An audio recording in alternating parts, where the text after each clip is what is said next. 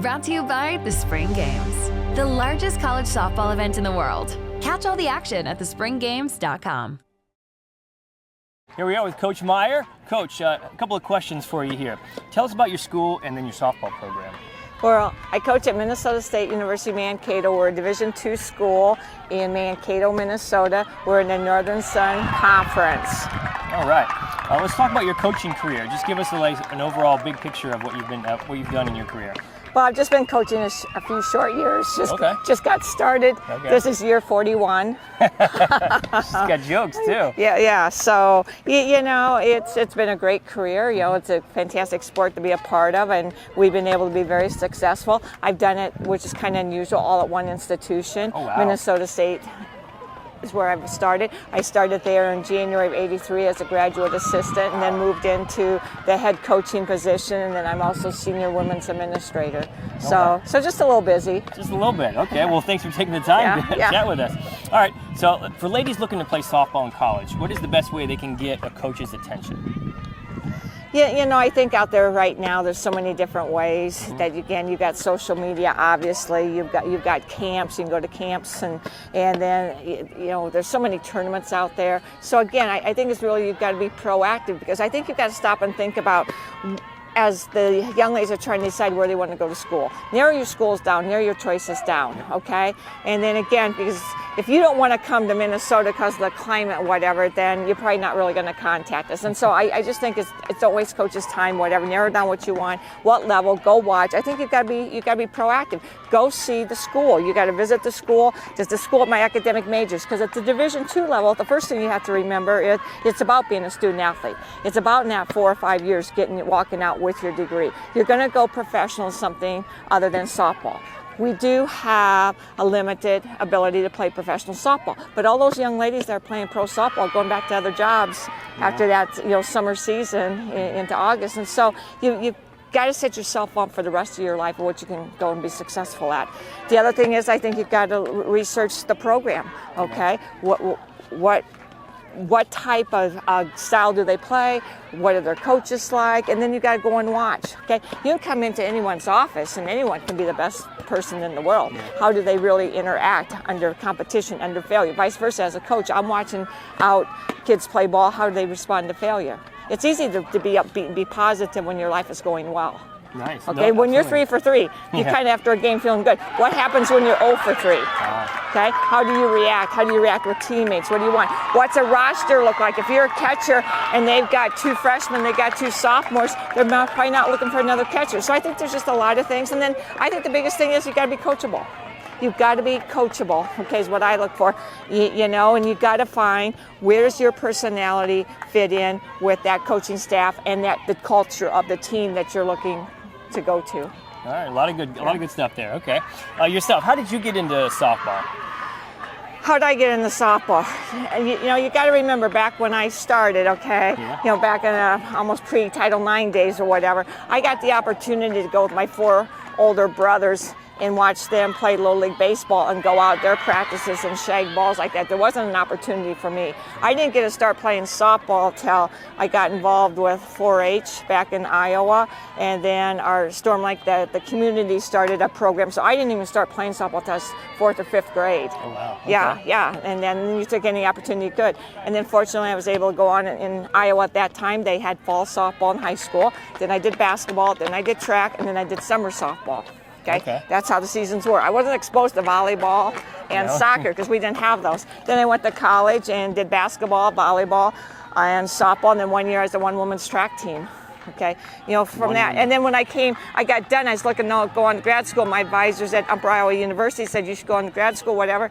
And they just had hired 2 young female coaches, Kim Culligan and Meg Underwood from Mankato State at the time, and they said they're looking for a softball GA. So I applied and whatever. Next thing I know, I ended up at Mankato State, which is now Minnesota State University Mankato. And how many years later, I'm still there. Yeah, the history writes itself. Yeah. Okay. Favorite memory of playing, coaching? Do you have one that stands out among the rest? Yeah, I'd have to say in 2017 we won the National Championship.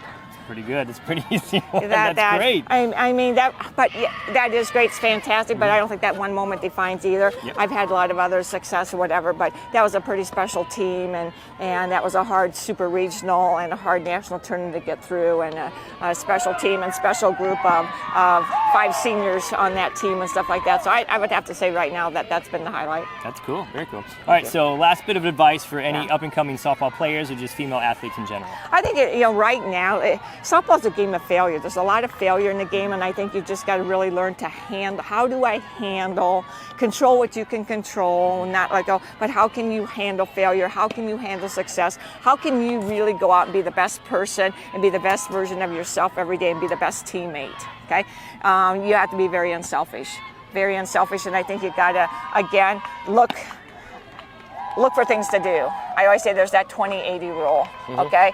Don't be the part of the 80% that's always standing back looking for the 20% to do the job. Go and there's always something that can be done. Be upbeat, be positive. But I think the biggest thing is be careful being too high, too low. You got to have an even keel. If you can keep an even keel personality, that's going to help you so much in life. There's a lot of failure in this game, okay? So how do you learn to manage it? The game is hard. Life is hard. We always look for the game to get easier. We always look for life to get easier.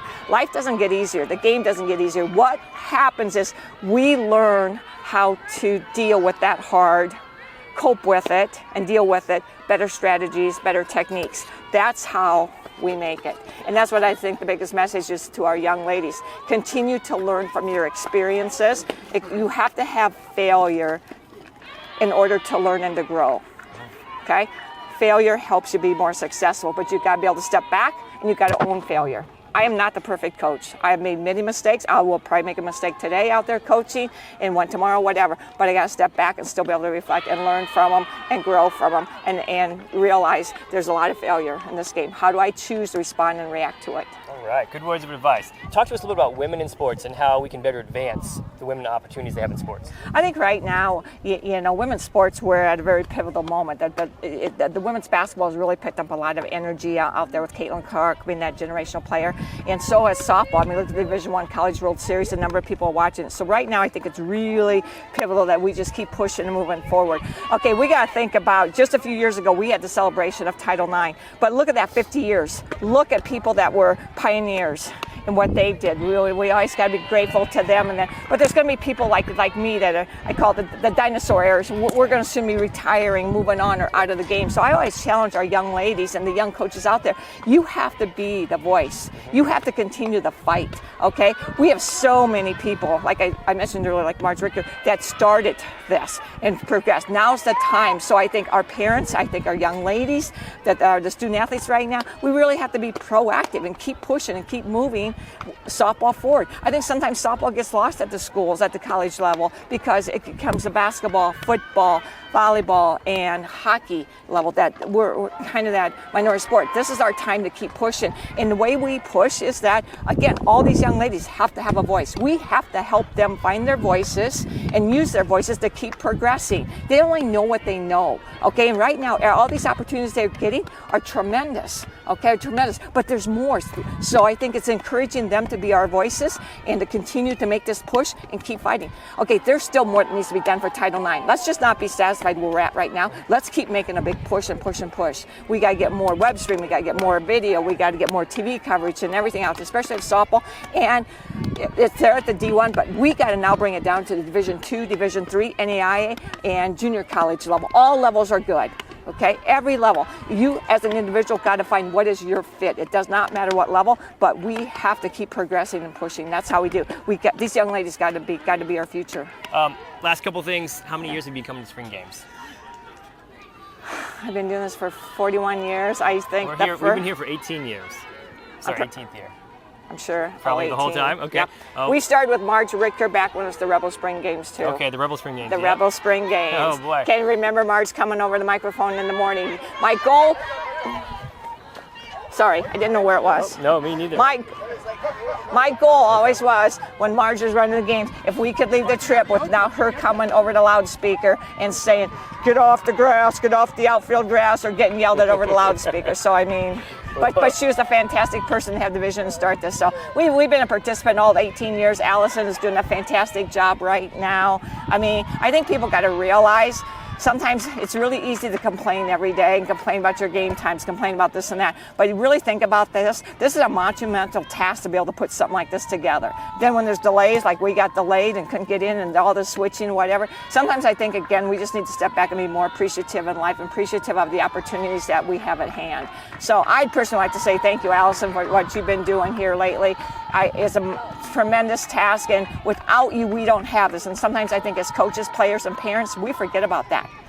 If she didn't do all this, we may not have this opportunity. This is a great opportunity for Division II student athletes and Division III student athletes. So thank you. Good words, good words. All right, so last one. What's your favorite thing to do when you're down in Florida outside of the spring games? You know, that's really hard because usually we go, when you're down here with a team, it's never a vacation. There's always responsibilities or whatever.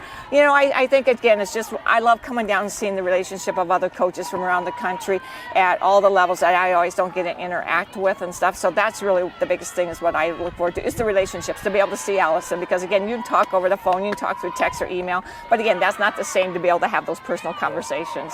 Yeah. And so it's just really the interaction, the energy that's created. All right. Thanks, Coach. I appreciate you taking the time. Thank you. Good words of advice. Okay, thank you.